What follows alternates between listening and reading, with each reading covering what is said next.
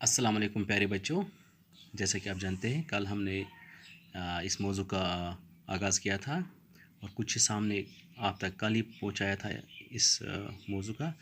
تو باقی کا حصہ آج ہم آپ تک پہنچائیں گے. جیسا آپ کو معلوم ہے کہ ہمارا جو موضوع ہے وہ ہے ہمسایہ. تیسری جماعت سے اردو کی کتاب سے لیا ہم نے یہ. تو چلیے باقی کا حصہ آپ تک پہنچائیں گے.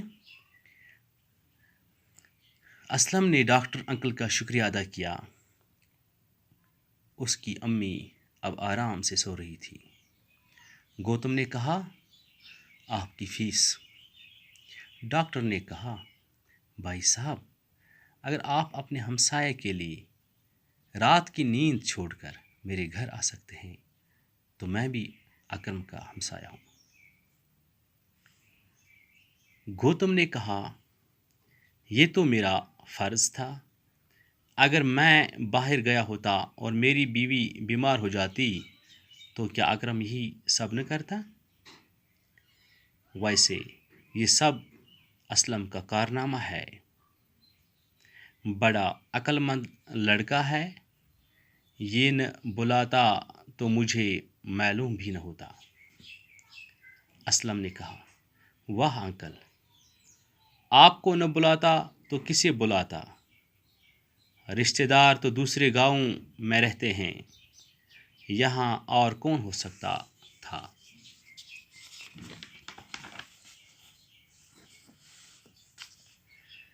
گوتم شاباش بیٹے شاباش.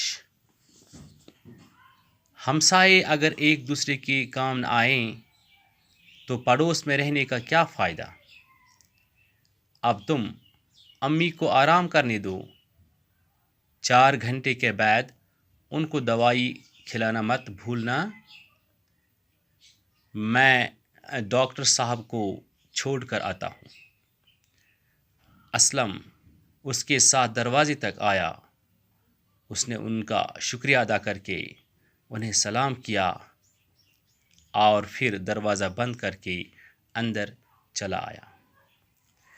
تو پیارے بچوں، یہ تھا ہمارا موضوع جو آپ نے سنا. تو ہم نے اپنا یہ موضوع مکمل کیا. ہمسایہ جسے ہم پڑوسی کہتے ہیں. تو اب آپ سمجھ گئے ہوں گے کہ ایک ہمسایہ کیا ہوتا ہے. ایک ہمسائے کا دوسرے ہمسائے پر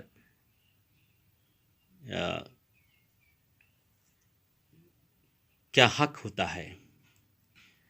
ہمیں بھی چاہیے کہ ہم اپنے پڑوسی کے ساتھ بہترین انداز میں پیش آئے.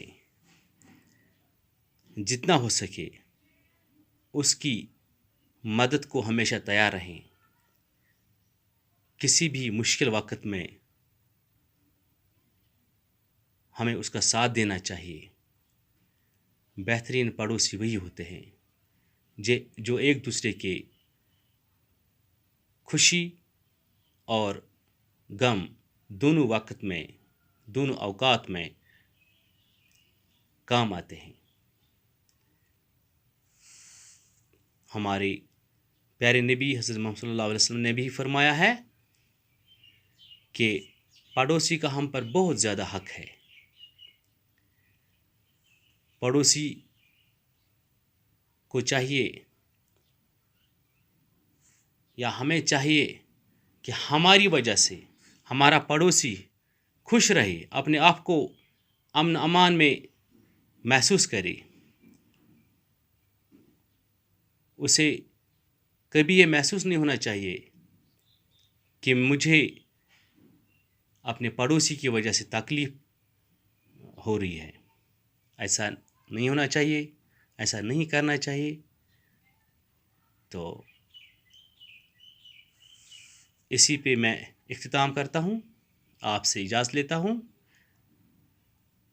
تب تک کے لیے اللہ حافظ.